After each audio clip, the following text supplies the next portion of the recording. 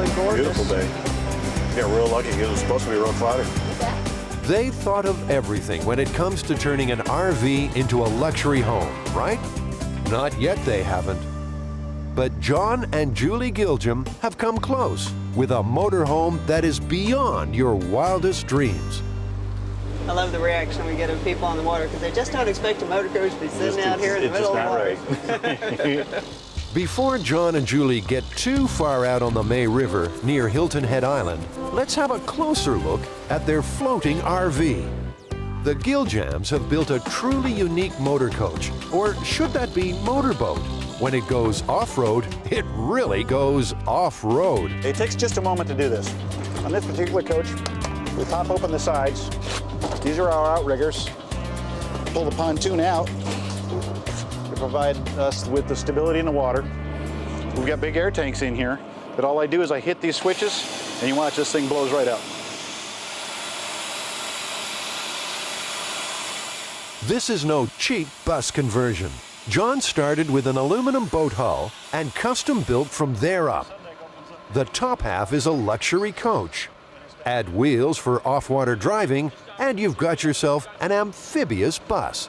We made these so that they would slide out very wide to make us more stable in the water. This is John's prototype. His plan is to make them to order. The production model will feature built-in pontoons. No need to get out of the driver's seat. As we're going down the ramp, I'm merely going to put the truck transmission in neutral. I'm going to reach over, grab a hold of the marine shifter, put it in gear, and keep on going. No hesitation, no loss of motion whatsoever. So we hit the water and gone. From loading ramp to waterborne coach in under 5 minutes. John and Julie are looking for sea life, while the spectators just can't believe what they're seeing. I love the reaction we get of people on the water because they just don't expect a motor coach to be sitting out here in the middle of the water.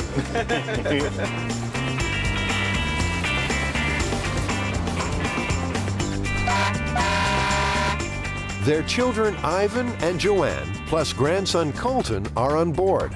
What's their take on Dad's peculiar ideas? Doesn't surprise me a bit. I'm used to it. How's that? We're on an RV and we're in the water. I mean, you don't see that. It's never been done before. Ivan had a hand in much of the outfitting. In his book, that earns him roof diving privileges. Wow! This is cool. Us being a boat, that gives you the best of both worlds. You have a houseboat, you have a motor coach. Every lake, every piece of water that you drive by is potentially your place to go and enjoy. John wants to build a fleet of these. The key to the design is simplicity, from the road to the water with no fuss, and only one engine. On the back of the engine, there's called a rear engine power takeoff. That gives me 2 shafts. One drives the normal transmission that you would expect in the motor coach. A second shaft drives the marine transmission. So when we get into the water, all I'm simply doing is I punch the neutral on the road transmission, grab a hold of the marine shifter, I put it in gear, and the propellers start turning immediately. And we go in, it's that simple, we're a boat that quickly. Being both coach and boat means a bigger than usual control panel. The driver has instruments for land and water. This basically is my marine console. And over here, we've got navigation lights. These are indicators for both the rudder, which the rudder actuates right here with a touch of this joystick here. And I've got indicator gauges that actually tell me, believe it or not, where the front wheels are and where the rear wheels are. Because when we're in the water, the front wheels can act as rudders too. And so when you go to land, you have to make sure that your wheels are straight forward. And this is my marine shifter that we put it into gear. We've got our water controls.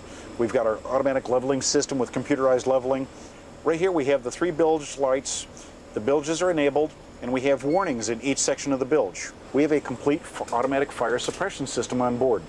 Depth gauge here, and then we have this huge electrical panel here. All of the low voltage on one side, all of the high voltage for the generator controls and so forth on this. And what modern coach would be without the backup camera? The screen displays even more functions. We've got the glove box set up for an onboard computer, so we can have the moving map GPS, the backup camera, and the PC all tied onto one monitor. The coach is designed for calm water sailing. John would not like to see owners crashing into the surf. Oh, we don't recommend that it goes into open ocean. I mean, as long as the weather and everything else and the conditions are right. This is designed as a houseboat, and therefore its limitations are about the same. You know, 3 to 4 foot waves, things like that. But, you know, it's incredibly stable.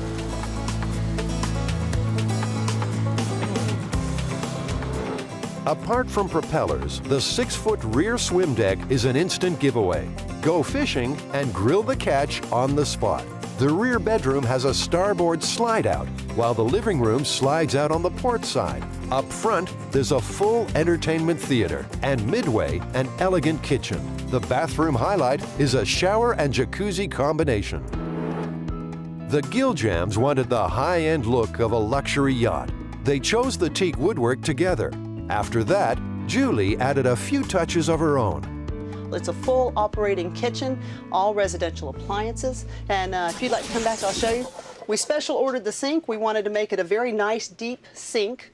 Solid granite countertops. We've got a dishwasher here, the glass cooktop. The microwave is also a convection oven. All the drawers have full extension, and the slides, we wanted to make absolutely certain that the kitchen was completely usable. I also have a full residential refrigerator. It's got ice and water in the door. Got a trash compactor back here, marble floors on it. And here's something you won't find on other coaches. It's very rare to actually have a jacuzzi bathtub in a motor coach. Most of them have the stand-up showers. And it's a jacuzzi with a view. Now, check out the captain's cabin. This is a queen-size bed. Now, this is a room slide-out. We also had a room slide-out up front. This room slides out 30 inches, and it is in the out position right now. You've got the back deck here. And this is a 6-foot swim deck. You simply pull the pin and the deck goes out, and I think you guys saw that when you were on the water. And it makes for additional swim platform, so you can fish, you can put table out here, you can put a barbecue grill out here and hang out. John and Julie Giljam's amphibian is quite a head-turner. Reactions run from surprise to outright disbelief. We've had them run down the boat ramp, hollering if we need a tow truck, you know, just petrified and want to call 911 for us. And then when they get out of the water, we have boats that are circling, thinking that we are in trouble. You know, do we need help? When you come up to the ramp, if you are coming up and you've been out for a little while and you come back in, there's this guy that's just putting his boat in. He's just gotten to the ramp. He has no clue. And all of a sudden he sees this motor coach coming out of the water, and his eyes just get big, and he just doesn't know what to say. It just really twists on people's mind.